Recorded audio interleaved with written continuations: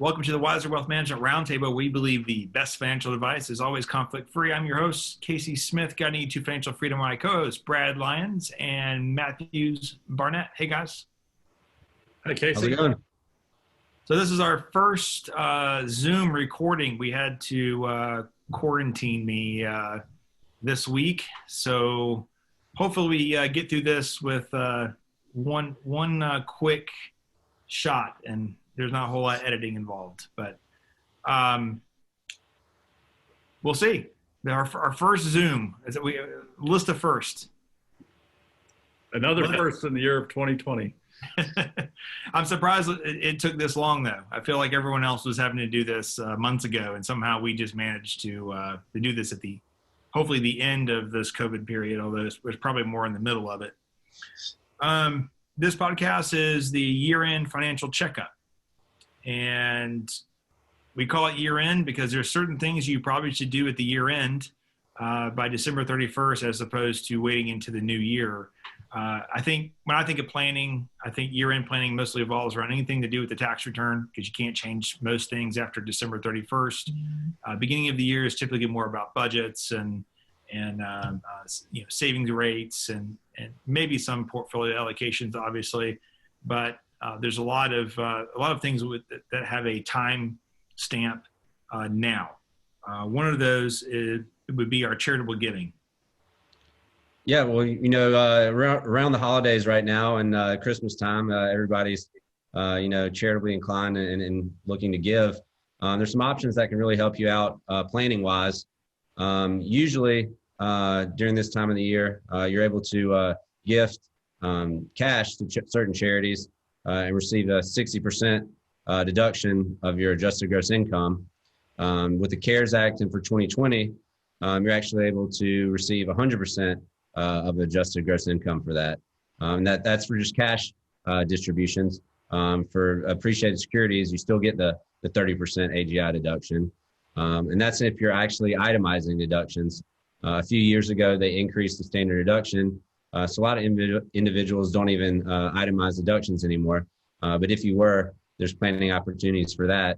For those clients that take the increased standard deduction for 2020, you're also allowed an additional $300 above the line deduction for charitable giving.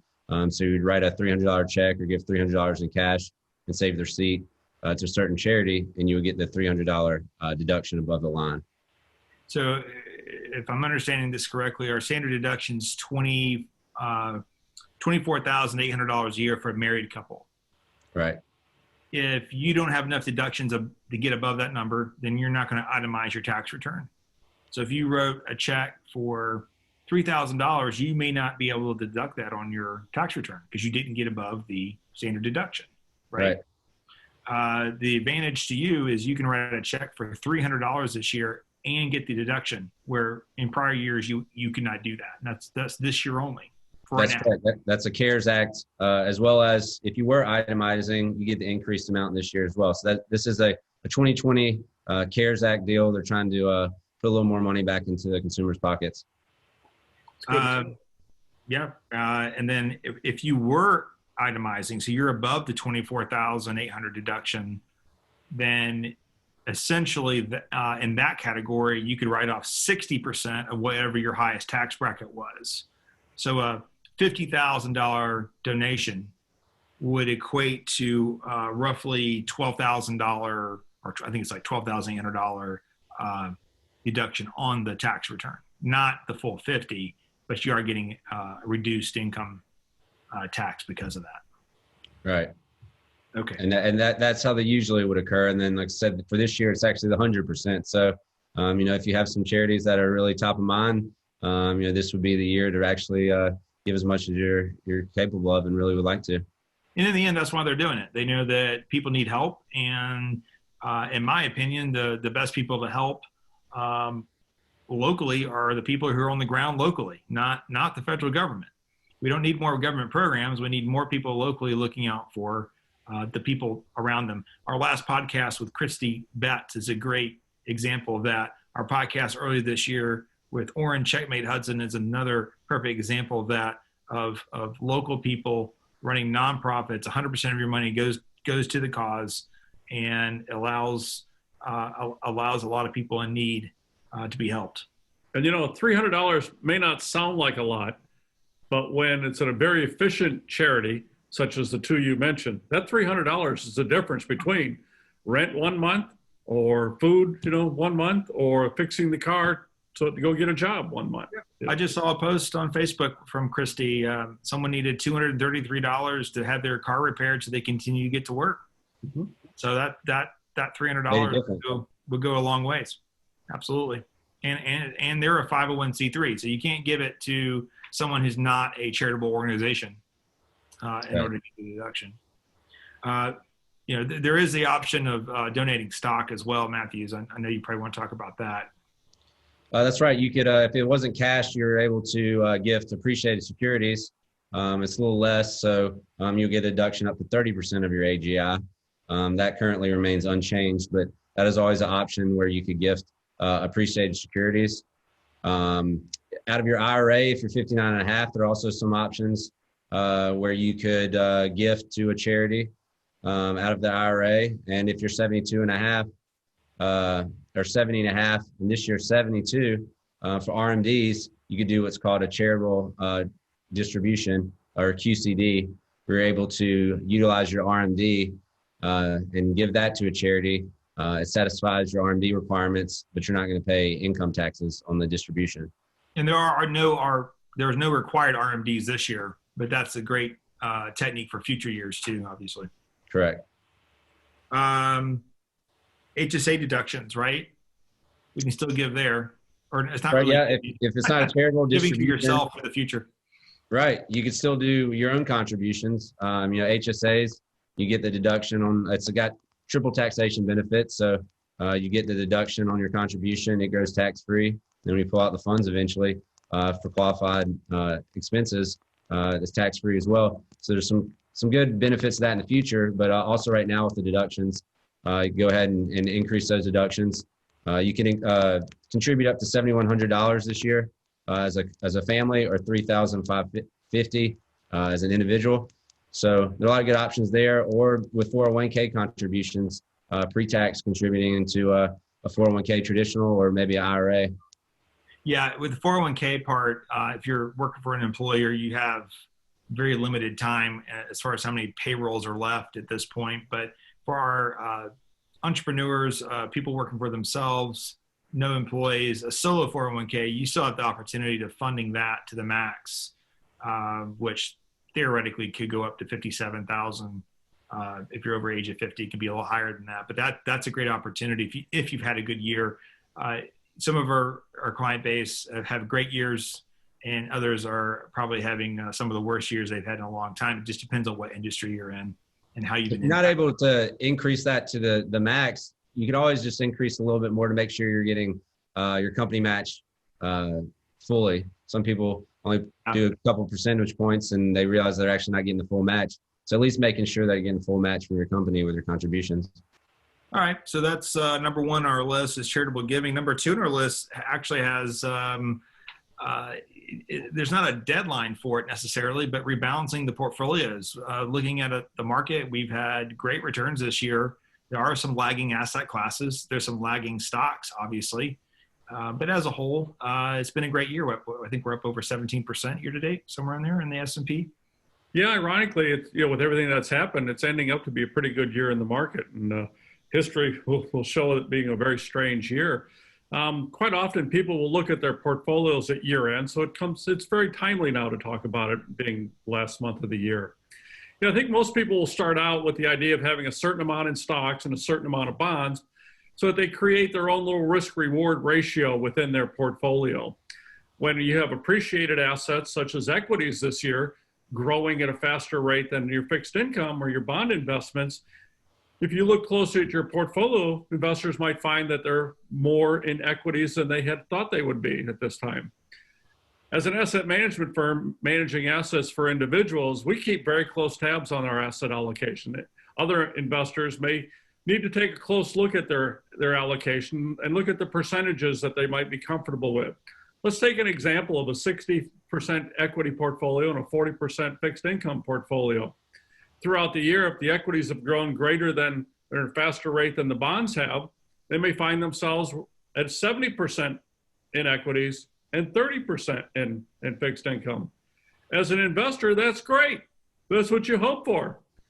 But as a true long-term investor with a goal in mind of, say, retirement, what you'll want to do is reallocate those assets back to 60% stock and 40% bonds and start out again next year in the same manner that you did this year. Sure, you may pay some taxes on that, but what's the other side? You're selling assets, in this case equities, that have gone up in value, and you're buying assets that haven't grown as fast, such as bonds, on the other side. And what's that called? That's buying low and selling high. Yeah. As an investor, that's what we want to do. And it's not just stocks and bonds. It could just be within the stocks. You could have a certain asset class like large caps that's outpaced foreign. So you would sell some of the stock and the large cap and move it back to foreign, right? That's right. That's an option. I think a lot about real estate. Real estate's been kind of left behind this year, and it's a good long-term asset class. It's not something that I don't think people should be avoiding, but now is an opportunity to be able to buy in at lower prices for the next 10 years. Exactly.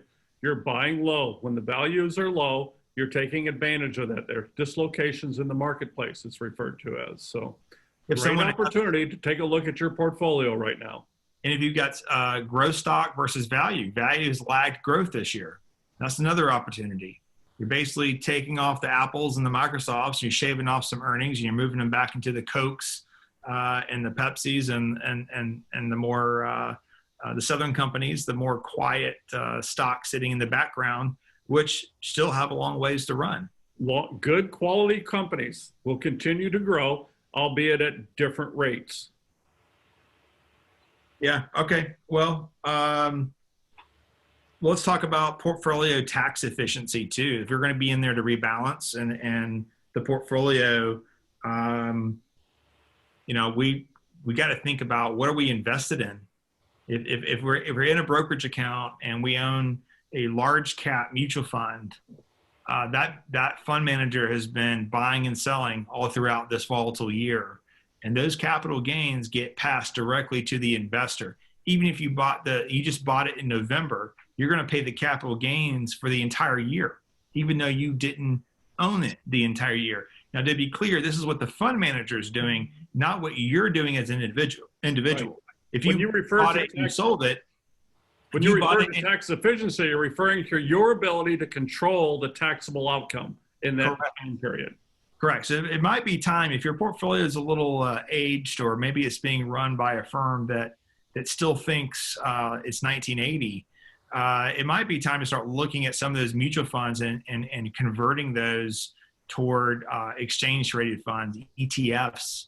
ETFs have a very unique creation redemption process that would prevent that from happening with the capital gains being passed through. It's not guaranteed, but the best funds, State Street, BlackRock, Vanguard, those type large entities, they're able to control that. And so it might be time to start moving out the old manager and moving in a more modern approach to investing. That's right. And Casey, it's entirely possible that in any mutual fund that an investor may have, they may see a loss in value over a period of time, but still find themselves paying taxes on a capital distribution that the fund manager pays out, because there may have still been appreciated assets in that fund that they sold in order to buy something else. And that is passed through to the investor. You could kind of work this in portfolio transition also with tax loss harvesting. Talk to us about that. Well, tax loss harvesting is recognizing losses in securities that you own. And it's utilizing that to your advantage so that you can take that, it's called harvesting, that tax loss, and using that on your tax 1041 tax return at the end of the year, 1040. So the idea is to look at your portfolio down to the individual security level and to see where you may have some investments that have lost value. And if that's the case, you could go ahead and sell those and buy back a similar, not identical, but similar security so that you can continue to participate in the growth of that asset class. We had some examples that you shared earlier on the upside, such as technology has done very well this year, and you mentioned Apple and Microsoft. On the flip side of that, energy has had a very difficult year this year. The Exxons, the Chevrons, et cetera. That doesn't mean that the industry is no longer a valid asset class. It just means that this has been a period that they have struggled in. So by utilizing tax loss harvesting in this example, you could sell Exxon or you could sell Chevron if this were the case and buy a similar security. Now, what's a good security to buy in this instance? You could buy the ETF that covers the entire energy sector. You have to hold it for at least 30 days in order to get that tax loss validated on your tax form. But after 30 days, you can buy back the Exxon, the Chevron, the individual securities that you have been following over the years, and you want to continue owning your portfolio. I'd almost argue you give up the ghost and you move to something more beneficial for the next 10 years. But no, that is a perfect example of that one sector. A retail is another one I was thinking about.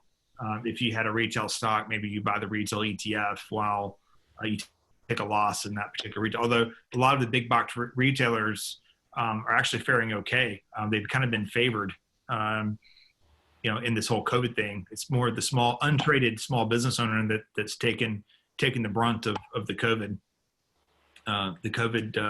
crisis financially anyway. Let's talk a little bit about Roth conversions. I think this is something that, honestly, I think a lot of financial advisors just miss it. And it's an industry problem because most of us are not looking out for the overall well-being of the client as fiduciaries. Most of us in this industry, nobody on this screen, but most of us are simply looking at what product fits and not the holistic picture. Now, a CPA might be making some recommendations along these lines, but Matthews, I'll let you talk about the benefits of this a little bit. Yeah, we just mentioned CPAs. They're looking near term for this year. We're really looking long term on how we can do financial planning for their whole lifespan.